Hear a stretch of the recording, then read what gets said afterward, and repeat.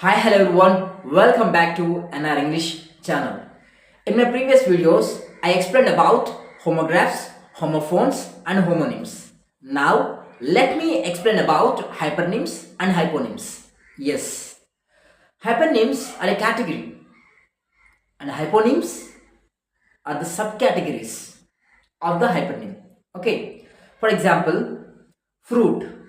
Okay, fruit is the hypernym.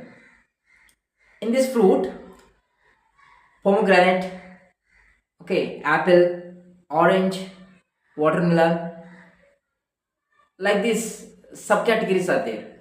Okay, all these subcategories are hyponyms. Fruit is the hypernym.